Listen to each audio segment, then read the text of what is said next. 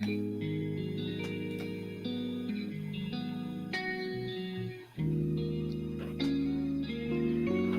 man,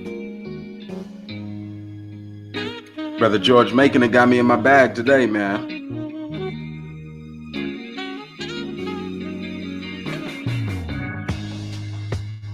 Great Saturday morning to each and every one of you that joined this live stream.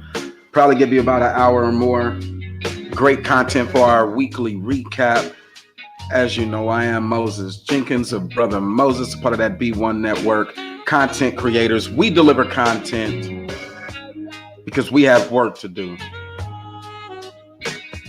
Interesting culmination to the week.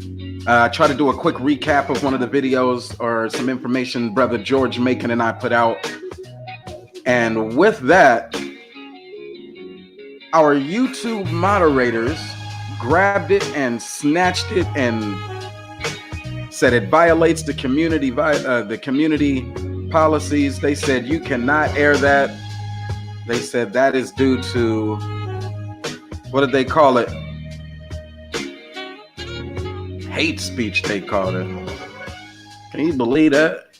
Brother Moses, hate speech? Man, come on, man. Who you think I am here? Interesting way of looking at it. But more than just that happened this week, and we got to get into it. So I'm going to let a couple of folks trickle in. Got my music playing, so I'm feeling my vibes right now. Brother George Macon challenged me with some very, very powerful, hard-hitting content. And so you definitely know that's got me in my bag. But other topics that could be on the table for discussion would include, there was a show put on by Brother O'Shea Duke Jackson. Now that's some powerful content right there. He said is talking about 50-50 in the relationship dynamics. Interesting as always, thought-provoking conversations that happen there. He opened up the call lines for folks to call in and chime in and to opine. Some very interesting positions that they hold, including people who are not in relationships, which I thought to be the most entertaining. Oh yeah, little Miss Chocolate, they snatched my it was a snippet, just the 3-minute condensed version of the information that we provided. What up to you? And so I left a few of the images, not even as many of the images that they used, that they referred to my content in the 3-minute video as hate speech, while at the same time we were bringing out the hate speech that has been used against African Americans and the historical context that goes with it. They completely missed it. They said this video is against the Jim Crow ideology. It is 100% against the Jim Crow ideology and the propaganda used against that protected class, which is the African American, or the black man and the black woman. Inside of that video, I went into a little bit of the politics. I brought out one of the key individuals. Why? Because it was relevant. And so with that, yeah, unfortunate twist of events right there. They took that whole little 3-minute video off. Ray Alexander, what up, guy? Hey, man, let me put the link in there, man. I don't know what you're doing on this good Saturday morning if you're not at work. I know you definitely have a knack for creating content and having it in a structured format that should be appreciated. So if you want to come on and have a conversation, a weekly recap, chime in on some things that you found to be interesting this week, I am more than glad to host and to build that conversation.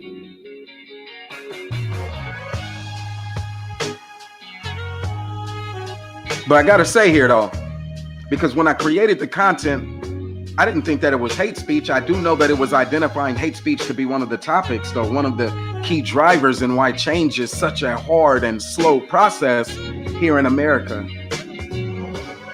And bringing out those media, that the newspaper, the print ads, the postcards, the cartoons, the film caricatures, bringing that information out, I thought would be the counter hate speech. So we'll see. As you know, they do have a process to appeal it. I did put in an appeal, but that part of me that is still a little bit more, into the moment I still want to go into it.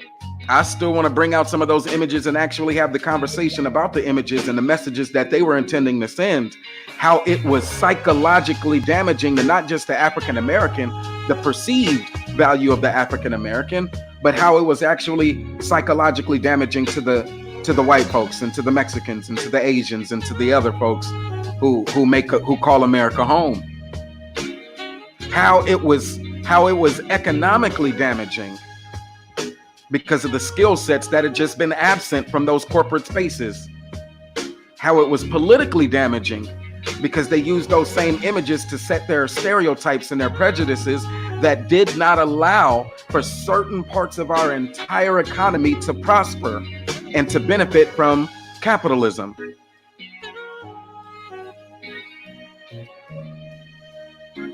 So yeah, I definitely want to go in and look at some of those images and bring them out. But if they are calling what I do, which is the counter narrative hate speech, then again, they gave me the warning.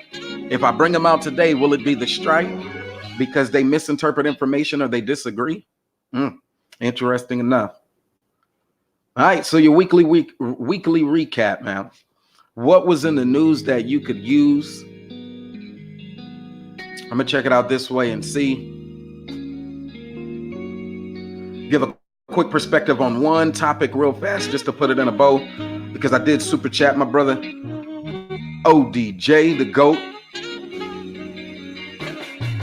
And on that super chat, it was referring to relationships, and the premise, I may not be able to get it word for word, but it was discussing the different caliber of women that men could come to expect or have a perception about. They perceive, or the perceived value of their counterpart inside of a relationship. And so I started off the super chat by saying great women, and in this case, if there are women who are part of this live stream or who catch it in the restream, great partners are an income multiplier. Unpack that just a little bit. It doesn't just have to be income, because some people want love to be intensified, intimacy to be intensified. They want their fellowship to be intensified. They want their community works to be intensified. They want that bond between their family and that dynamic to be intensified. Now, we do live in a capitalist society, so economics is a key driver. And we know that to be true with the divorce rate statistic that looks at why marriages are dissolved. And finance or economics is a big reason for it. And now we also look at it from this lens.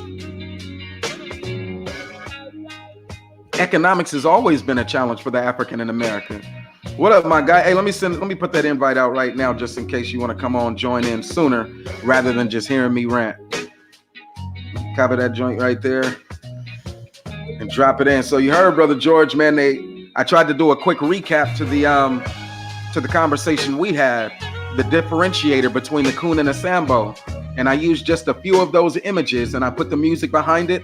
I added a couple of slides for some words, and they gave me my first warning. YouTube said, that is hate speech. And so for me, in my appeal, I approached it, take the emotion out. I say, how do you consider this hate speech when this is exactly the opposite?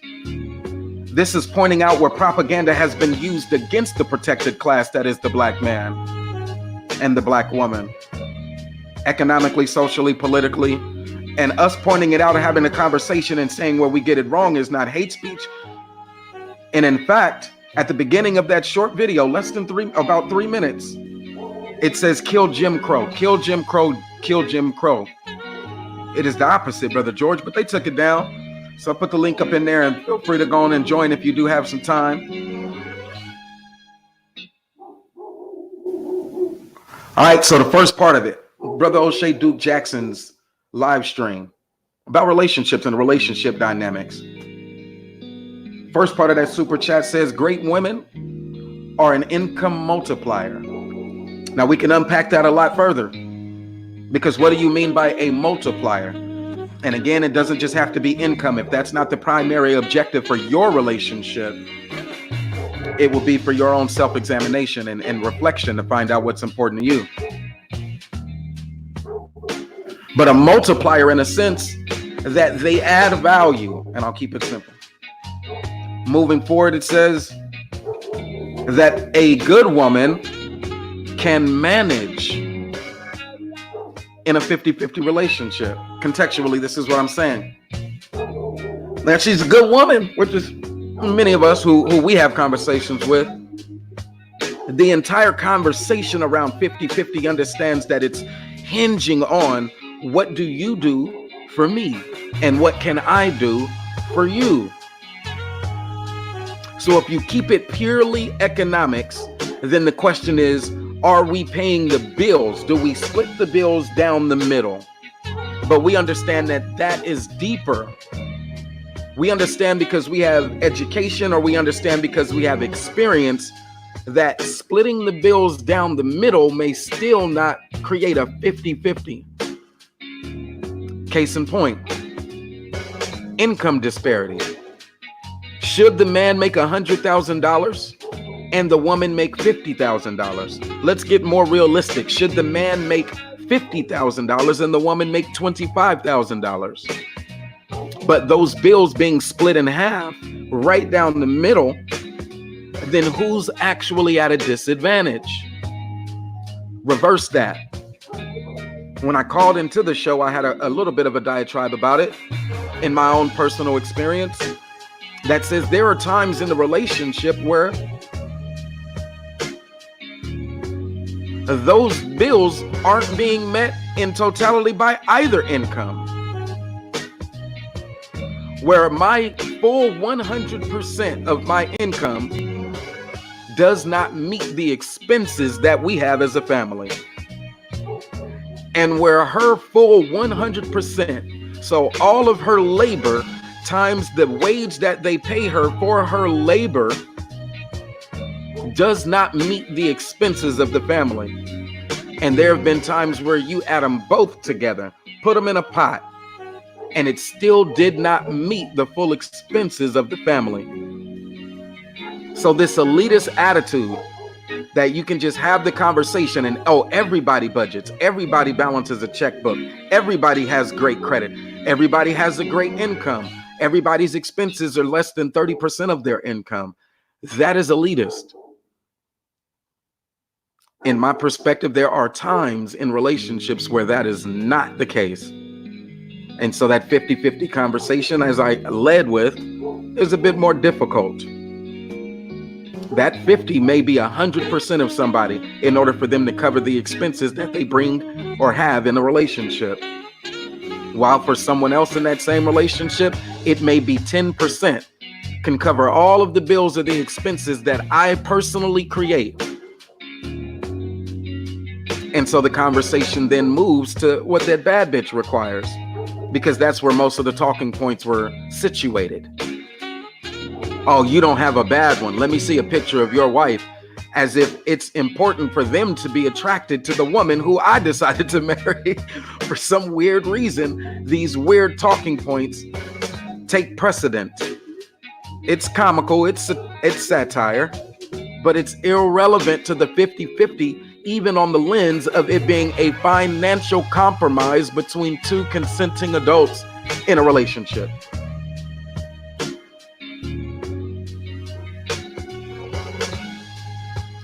And thus the struggle continues, also exemplifying the fact that we have work to do. All right, and so that last part was what the bad one would want. And I used it in its negative and in its positive. The one that glorifies the beauty standard of the hip hop or video vixen and distinguishes her and her consumer appetite as being a typical bad bitch. But I also used it reflectively as one that may not be the best for you in a relationship. And again, you can take gender out of it and make it gender neutral if you prefer. And it doesn't have to be about income.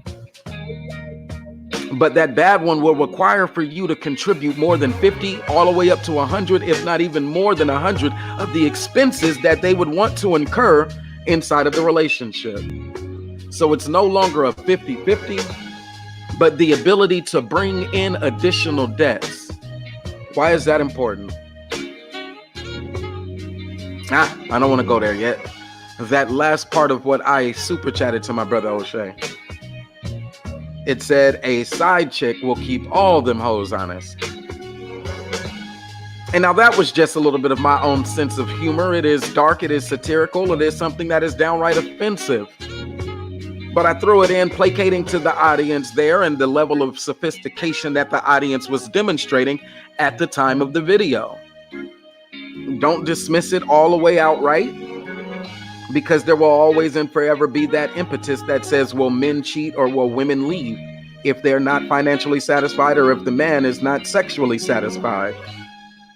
And so the side chick argument still stands. Now, why was it important to include that bad one? This 50-50 premise from a more realistic lens, not just economic, but from a more realistic lens, is about fairness. I'm not all the way out there with the feminist movement on the division of labor being 100% equal. Just like I'm not for caping for those who don't want to change oil or whatever it is, car maintenance and barbecues and things. I don't care one way or the other about where that conversation goes. But if we can discuss fairness, and is fairness a way to keep our relationship strong and intact, then the communication around 50-50 or the expectations inside of that relationship ought to be discussed. If there are financial or economic expectations inside of that relationship that have not been aired out, put on the table, cried over, fought over, if it is only coming into the relationship with a power dynamic that says I'm right and what I believe to be true is how my relationship will be orchestrated, then there will be a power struggle. Feel me? Enough about that one though. Interesting topic, so many different areas to which it can cover, but it does still target the minds and the hearts of those men who would otherwise be reproducing other black men. It speaks to the hearts and minds of the caliber of the women that are expected to be inside of the relationships with these men. Now, that audience is a hard one to have a conversation with. There's MGTOW or men going their own way who have decided that they don't want women anymore. Then there is the incel part of that, which is a good demographic inside of that manosphere, that have decided that while they still want women, they are involuntarily celibate because women don't want them. There's men inside of that audience who no longer identify as the black woman as being the woman for them. Pimps, gangsters, thugs, hustlers, corporate, C-suite can all be found inside of that audience. So there will be no one talking point that helps everybody move forward. Conservatives, liberals, apoliticals. Nevertheless, it was something that happened this week that was of interest. Not nearly as impactful as this next topic that I'm going to spend about 10 minutes on. I do see my shot clock up. Right now, it's been about 18 minutes into the program. Be sure to like and hit that. This weekly recap brought to you by the B1 Network. We deliver content. I am Brother Moses, and I am starting to try. And I know you say you shouldn't try, but I am starting to try to deliver that content that is necessary and relevant to advance this conversation and to advance our people's hearts and minds forward. Let's get back on code. We have work to do.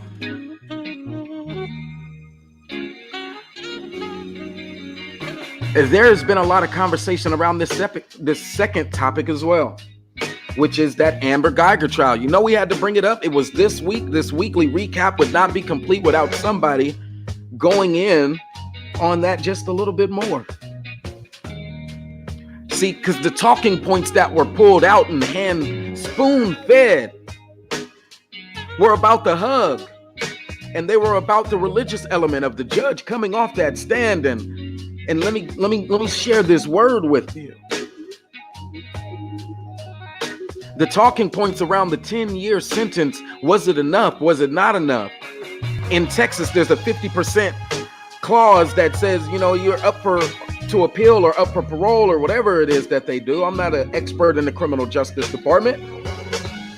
So 5 years and she could potentially be back out. Good, fine, and dandy. My point of contention is with the precedent, because I understand how these court cases build upon each other, one after the other. They will look when they're determining what should happen inside of a court case. How should this court case be viewed? How should the jury determine innocence or guilt? What should they consider when they are creating their sentencing? What goes into the sentencing guideline? What court cases have been tried and what was used? What laws are on the books?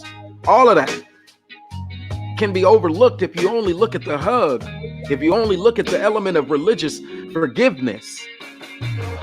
The precedent that says when a person runs inside of your house and shoots you in the chest for whatever reason, that they should be afforded, the state should afford them castle doctrine privilege. And that when it comes to sentencing, if proven guilty by that jury and in that court of law, that sentencing should have a relaxed guideline due to this law that's on the book. This surprise passion. And I don't know if a lot of people knew about that.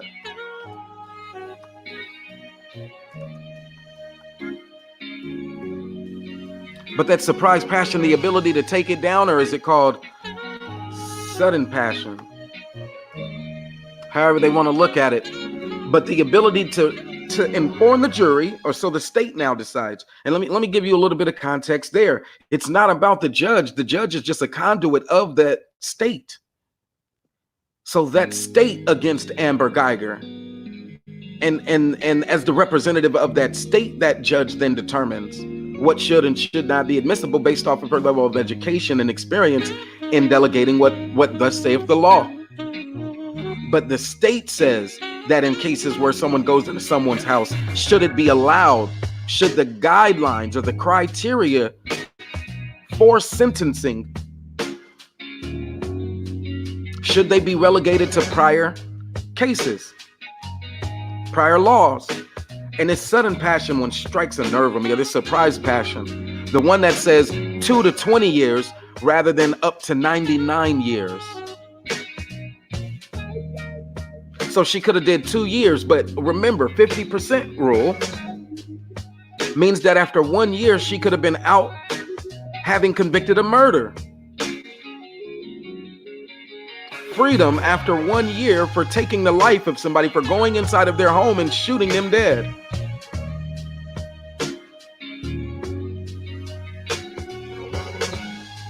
As a precedent, not just in this one case. This one case will be one case amongst many. There will always be another murder trial to tune into.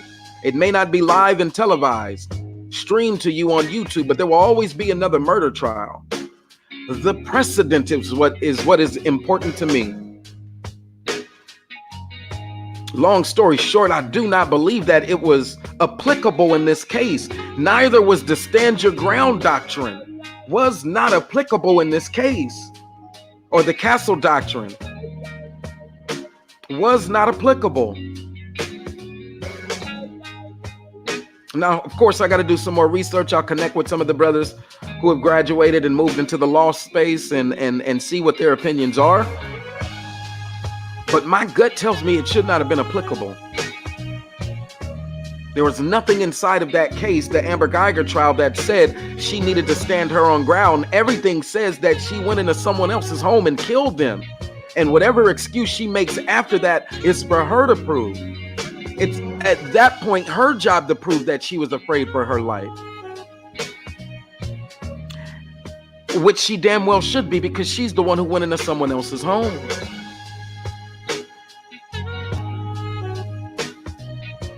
And so I don't want people to miss that, which is why I included it in the weekly recap. Not about the judge and the Bible and the religious thing about forgiveness. I mean, that's one of the things that it once pointed out. I said, okay, y'all are right. We do got some work to do. We have work to do if the hearts and minds of us are so confused, so distraught, so whooped that we don't know law, or we don't want to look at applied law, applied criminal justice anymore. We just want to say, no, forgiveness. And so that was a big story. But as promised, less than 10 minutes recapping that. What else happened this week that needs to be pointed out? Some people would talk about Pompeo. Some people would talk about that whole impeachment trial. I don't get into it. I don't really give a fuck. Because at the same time, you know, I'm prior military, and the areas that I like to look into would always be the military competition that's going on for this battle for space. Somebody promised us a space program, a space force. So I've been trying to keep up a little bit on that. And as you'll see, I'll start to introduce a little bit of tidbits here and there, see where China is, which is the biggest competitor that we have outside in the military market. Russia Russia has well made some advancements, putting out a new fighter, which would be an interceptor to any intercontinental ballistic missiles, things that are still in that high altitude space, and then used as launch pads to protect one's nation or to assault another's nation. People might jump over it, but that's important to me, so I bring it out because we have work to do. We still have black scientists working at some of those companies who are creating the weapons that will defend our homeland. May not know about them, may not ever get to hear about them if you only tune into some of these Fox Media and other media, but on the B1 network, we're going to give you that information. I got to get a conversation with what's her name? Cast Life, the podcast. We'll give you some more of that information from a military point of view. Also, I can also talk to Cerulean Gray. He seems to be somebody who's deeply grounded in what's going on. These military affairs, they're important. That being said, though, I am at my 27-minute mark. I don't want to be with you for an entire hour. I thought I could be, but as you know, once I start going into deep onto any given subject matter, that's where I start experiencing the technical difficulties. I'm gonna call this stream a success for the first time on this YouTube platform, using the StreamYard technology in order to bring more content and deliver this Black person perspective, things that matter inside of our weekly recap. Again, we'll see what happens with the appeal for the content that I created. Oh yeah, baby. That sudden passion defense is a detriment to home invasions. If you live in an area, or if you're just a rational thinking human being and you don't want people to be able to break into your home, and so you want to defend yourself, that's one thing. But in this trial, the law was applied favorably for the person who went into somebody else's home. And these hypocrites don't seem to understand that. The law was applied favorably for the person who committed similar to a home invasion and killed the person whose home they had invaded. And they were afforded a protection under the law that is uncommon. I don't want to sound like I'm emotional or whining, but when I tell you the truth, it is uncommon application of the law if it was in reverse. So let's not project. Let's just put the information out there and say they got it wrong on this one. Damn, they got it wrong. The state got it wrong. Shout out to ODJ, man. That conversation around Black families is much needed. Hopefully it stimulates some additional conversation around economics in the household. I think many people could benefit from understanding economics in the household and how that's communicated. How is it arranged? It's not always though we have a shared bank account and everything that my wife earns from her labor comes into my bank account. Sometimes they do have their own bank account. They do have their own economic blueprint. They have success outlined in their own vision of economic success. They being the partner. And I don't want to stay inside of my own personal anecdote, but it's similar in my own household. It is a compromise. and it considers everything, or as much as we can consider. It's more than just the economics.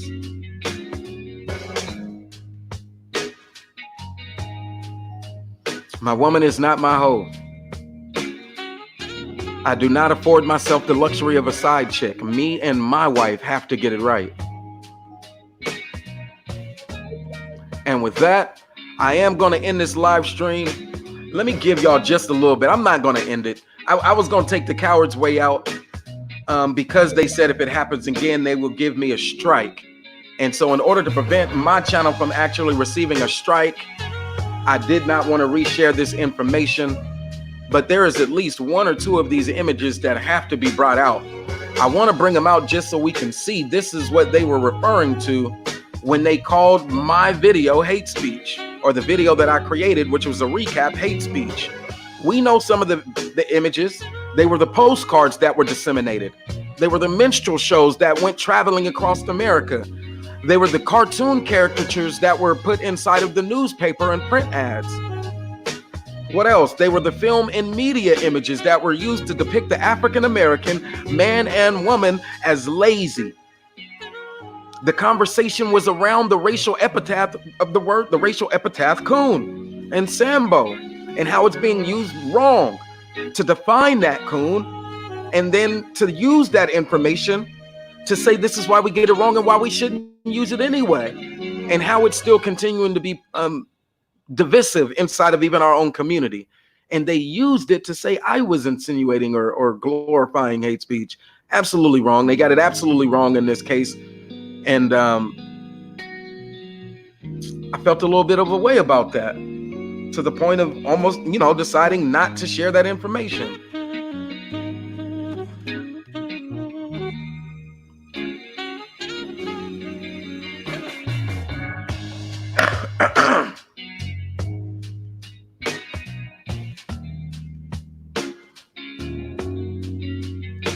Images like this is what they considered hate speech.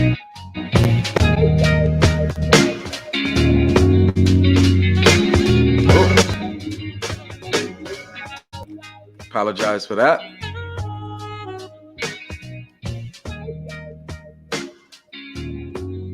Let me rewind it. Yeah. At risk of getting another strike, I have to explain it, because they obviously missed it. They obviously missed it. So it starts off, today we discussed the racial epithet coon. We know how this word has been used against us, but some of those images may have flown right over our heads. First time I shared it, kill Jim Crow, because we understand that this is a Jim Crow ideology that continues to be perpetuated even today in some of the imagery and the talking points that we see socially, economically, and politically, when they degrade the image of the black man in order to make their talking points seem like they make sense.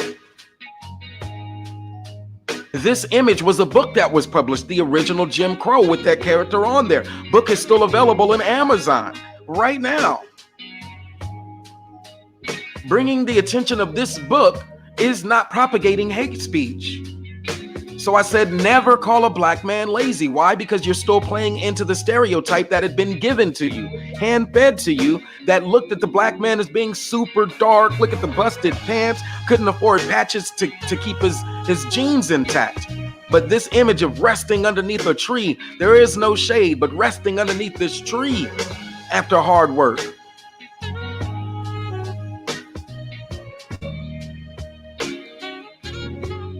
These images were the hate speech that we were bringing out, but that continue to propagate the story and the ideologies of the perceptions, the stereotypes that are used to discriminate against black people in the workforce and politics everywhere in society today. And me bringing it out is the thing that got the flag. So again, I said kill Jim Crow, because it is the Jim Crow ideology. We remember the cartoon that had those crows. If you don't remember that, then you can also remember The Wiz. Get on down the road. That also had the scarecrows on there, or these scarecrows, but the same minstrel show, Freudian slip. So again, kill Jim Crow.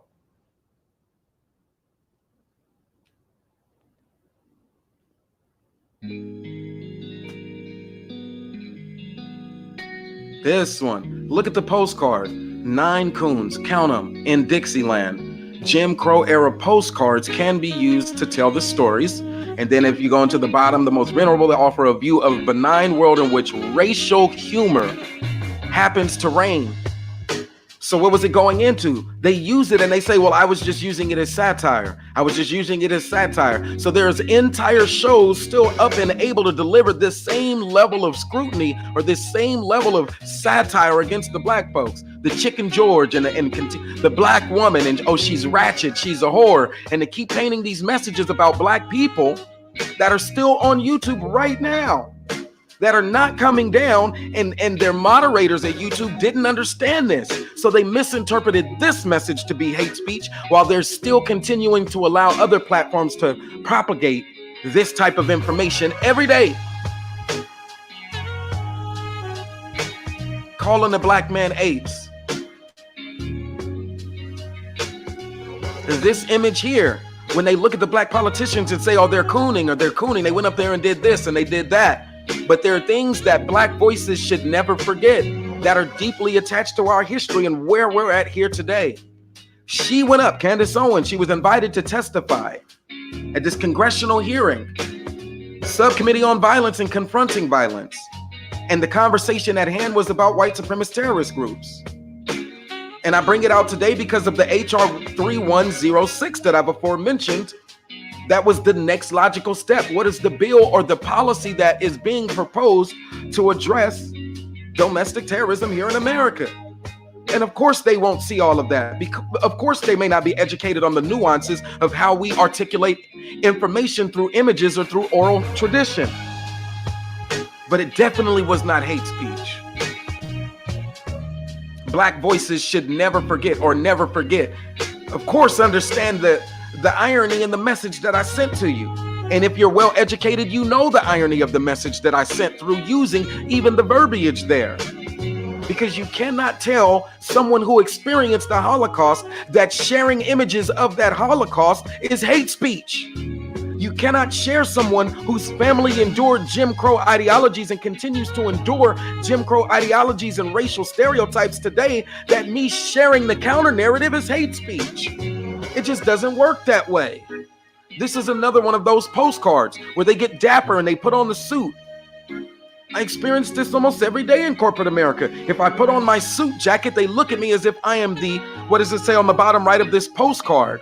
Now, they've made countless dollars on these postcards, but me bringing out the postcard and saying, look at this, look at how they depicted us. And so I just declared that it was a misinterpretation of the information. They're looking at this all wrong. They're getting the counter race, the counter narrative. They're using it in reverse. I said racism ain't went nowhere. Because again, look at the image. And this was on print media recently. I think it was like either, I don't want to say which one it was because I don't want to get it wrong. But this is still in what they would consider their funny pages. And for me to say that this shit ain't funny should not get me the hate speech. This shit ain't funny. God, I'm sitting in between two. And the content that is delivered every day across multiple platforms that continue to highlight this type of behavior that goes on. But I get a flag or a strike or whatever it is. I get a warning. Well, then you're just going to have to give me a strike because you misinterpreted it as a moderator. It says the blackface guy has to go. I said right out there out loud, all three are wrong. The one that does do the blackface, or the minstrel show, the vaudeville show that depicts blacks as incompetent, slow-talking, lazy Negroes, the one that would want to kill black folks or propagate a message that says, white racism is justified, and the one that says either. But why was this message important? Because there are two governors, one who had the blackface in Virginia and one who had the blackface in Alabama, who was brought to the forefront. But guess what? They're still governors. And I could put an image of those governors on and it won't be hate speech, but those governors in the blackface, the image of them with the blackface on would be hate speech. If I show you an image of the governor when they were in blackface, that is considered hate speech, but not the governor in blackface. I think they misinterpreted it and that they got it absolutely wrong. So the blackface and white spaces.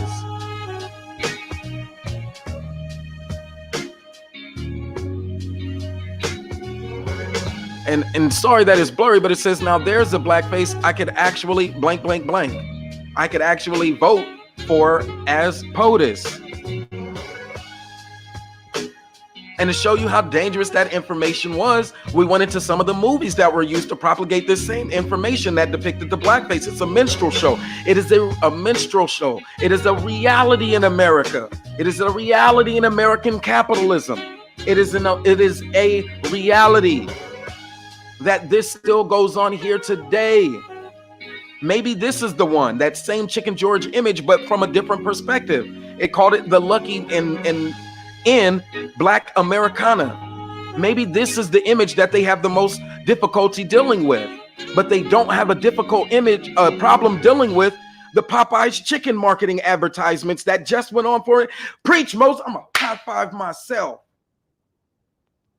They have no problem airing message after message after message of the Popeyes chicken ads and the Popeyes chicken and everything. Everybody who had a comment about Popeyes chicken, but this is a trigger. You got to miss me with that bullshit and your bullshit policing effort. Because the racial epithet was used to describe those blacks who don't know their place. And so to illustrate that, check it out.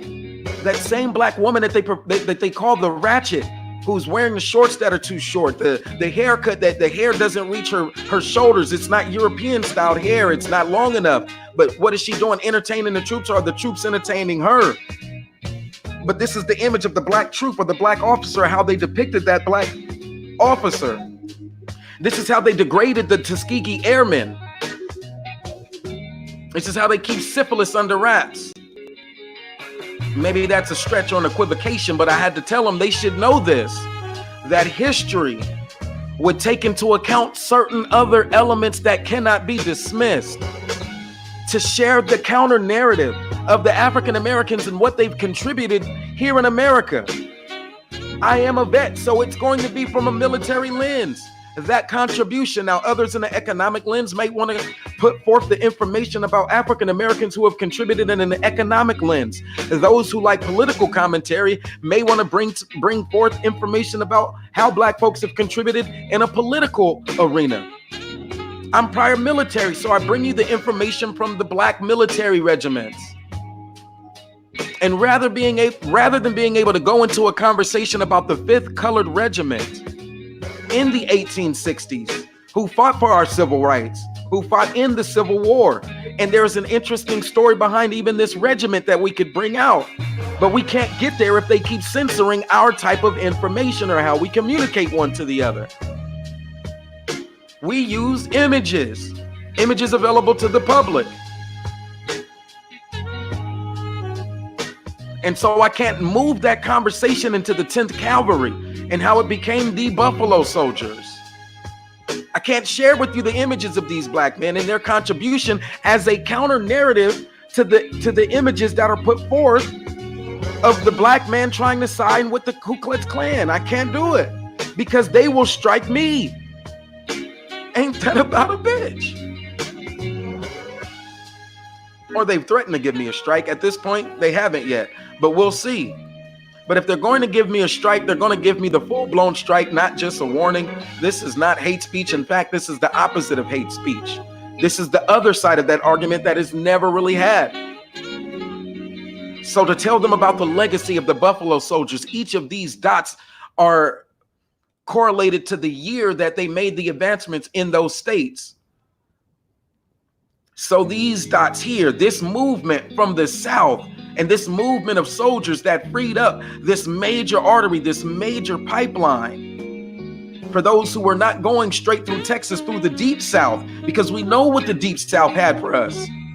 That route was not clear, but once these routes made it across this great Mississippi River and moved over into these lands, it wasn't 30, 40 years since the Louisiana Purchase? but those Buffalo Soldiers and how they penetrated deep into the heart of that new land.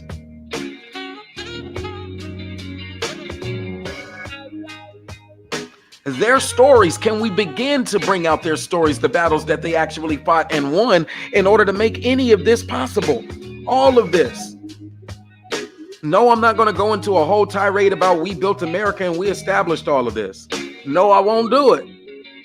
At some point, we just have to get to the point of being comfortable discussing the advancements made by the Buffalo Soldiers during certain time periods, when Civil War was happening, when Reconstruction was happening, 1870 to the 1880s, 1880s to 1890s, the rise of the Ku Klux Klan again. So if you can't see the symbolism inside of the message, and don't ban me.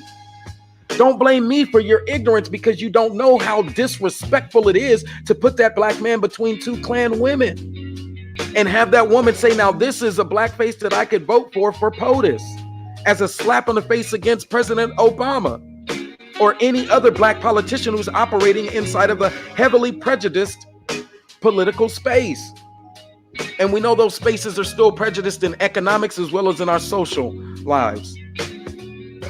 But they gave me the warning that what I'm saying is actually bad.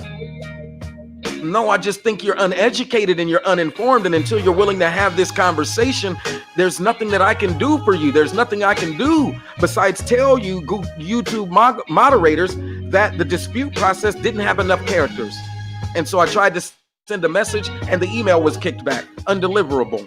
So I would never be able to present this information to them because they don't want that information, and the processes that they currently have in place are inadequate.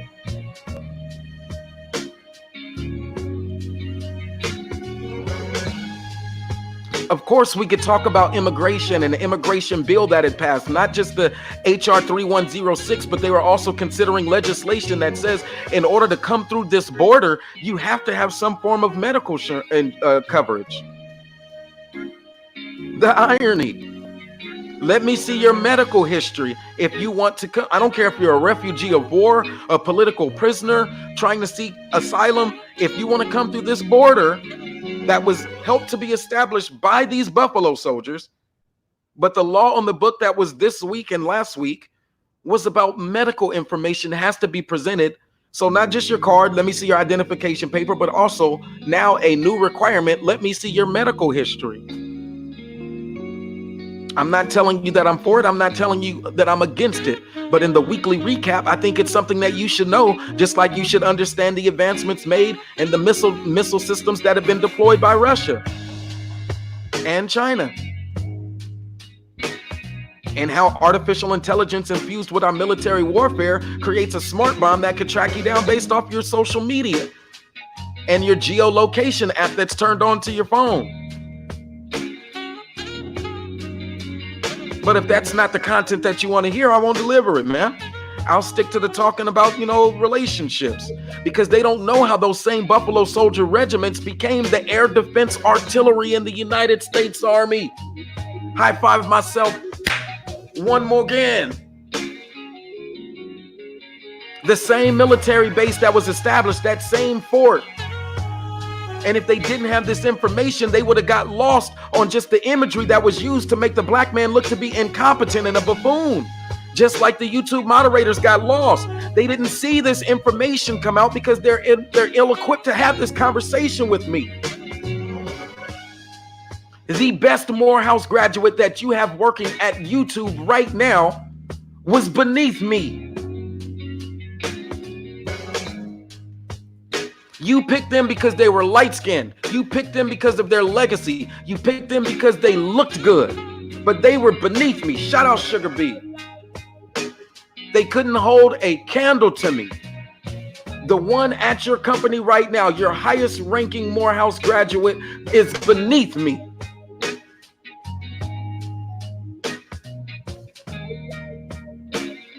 And they don't understand that we still have African Americans who are still fighting this military battle going forward to protect our homeland. This is not a coon. This is not a buffoon. This is not a Sambo. This is a brother doing what they have to do. The racial epitaph of the black man who joins the military and now he's cooning has to be dispelled.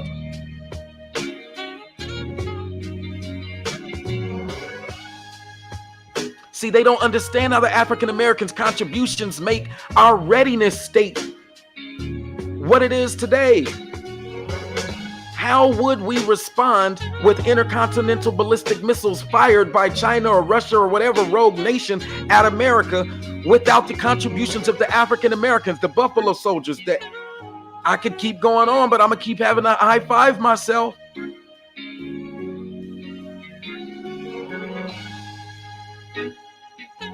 How do you protect yourself from missiles that are flying from this altitude? But they're smart and they're equipped with artificial intelligence. Shout out to Midtown Pookie. That future wars will be won by the side with the most relevant apps and a network to link all of its weapons, according to the U.S. Air Force Chief of Staff, U.S. Air Force. This is one of their graphics that they put out. That Chief of Staff will be retiring, passing the torch over. And in passing along that torch, there are some unleft works that have to be addressed. Is how do we connect? And we know that we have folks at Google who are looking at high altitude technologies. We know, if you've ever listened to the Brother George and the Brother Moses Go In, we presented the information about the woman at Google who created or who is a part of the Loon Project, Loon, Loon Project. Look it up. High altitude flying balloons in order to create a satellite signal or to keep communications in the event that we are attacked by a rogue nation. Shout out Sister Nyla Says. Because YouTube banning or striking my video shows you we have work to do. Because the people, their moderators are incompetent at being able to judge when somebody is delivering hate speech or when somebody is delivering the counter narrative to hate speech. That's their fault. In fact, rather than striking my content, they should have sent me an application or a job offer. Because you're just not on this level.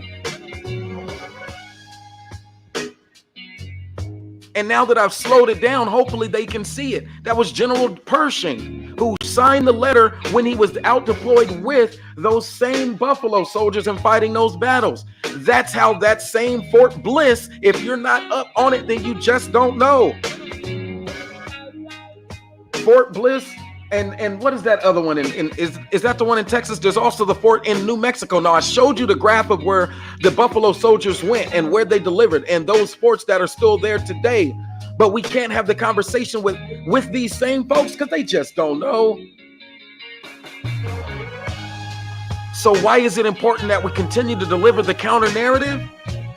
Why don't they even know this history? Because this is the content that was readily available. This was the more popular conversation to have. It was more significant to look at African Americans through the lens of a goofy, non-serious junkyard gang, notification gang type lens. It wasn't important to have, obese Fat Albert was more of a teacher than any of our military generals could have been for us. Than Colin Powell ever could have been. Shout out Colin Powell, who I've actually met one time. He said, boy, you got some potential. Why don't they know this? See, they may have missed this in a 3-minute video clip that they decided to ban. Because they got focused on the cartoon elements that I was bringing out. These cartoons that were using the same similar images of the blackface. Yeah, I appealed it. We'll see what they do with the appeal. But you know, me being the asshole that I am, I tried to send them an email. The email kicked back and said undeliverable, but they only had like a maximum of 100 characters that you could use inside of the appeal process.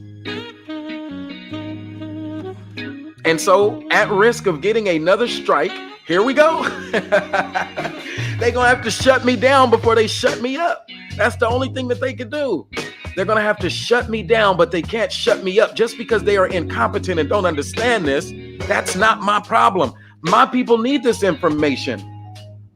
And Brother George will tell you this was more psychologically damaging to the white folks and to the Mexicans and to the Asians, or just as psychologically damaging to those others. So how could it be considered hate speech for me to give you a counter narrative to it? They got it wrong, Sister Nyla.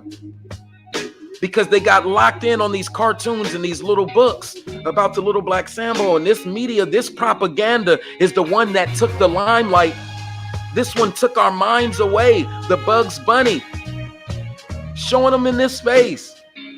And so rather than say, Brother Moses, you're right, Bugs Bunny was wrong, these cartoons were wrong, they wanted to make it seem like I was the one providing the wrong context or the wrong level of information. No, you missed what this entire stream was about. That ain't me. Disney's Race Shock. But I bet you if Disney wanted to go live on YouTube right now, they'd have no problem with it. I bet you if they wanted to run a premiere on Mickey Mouse right now, they would have no problem with it.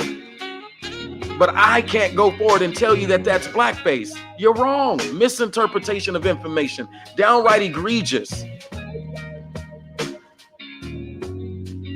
And so I put the link in the description for the conversation that was held between Brother George Macon and myself. Now you tell me, as I've done the breakdown on all the images that were provided inside of the context, at which point was I hate speech? At which point was the hate speech actually there? Or did I do a pretty good job of outlining the counter narrative? This is anti-hate speech, pointing out the postcards and the cartoons and the networks and even the newspapers. Even up until today, they still use those same images. And me saying now that's wrong and that we have to kill the Jim Crow ideology.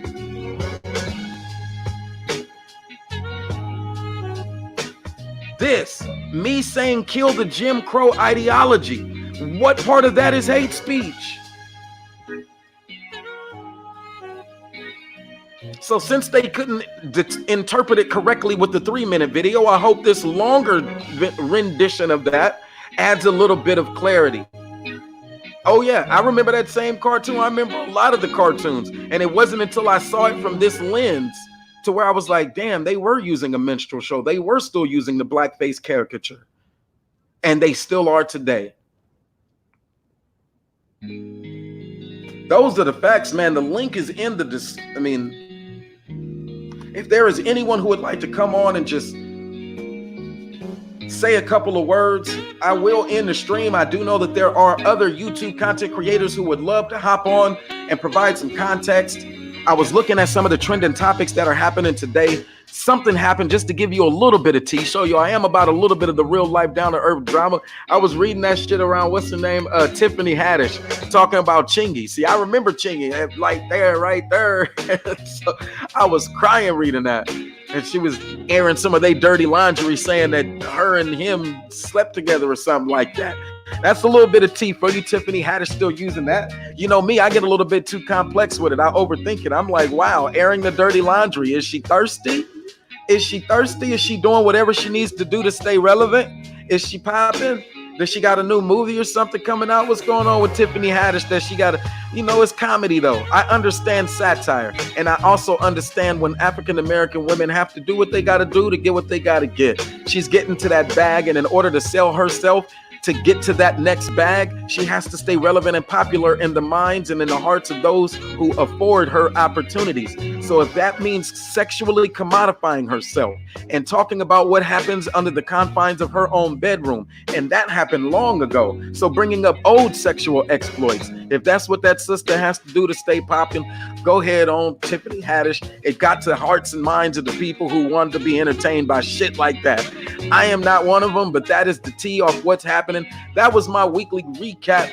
Be one, man. Keep the Black First perspective popping. It's going to be necessary. We have to continue to get that dialogue going. Because as you've seen today with mines being struck down, I'm not the first. I know I won't be the last, and they might strike this one down as well. Those are the risks that we take to bring you a Black First perspective. Salute. And Black First.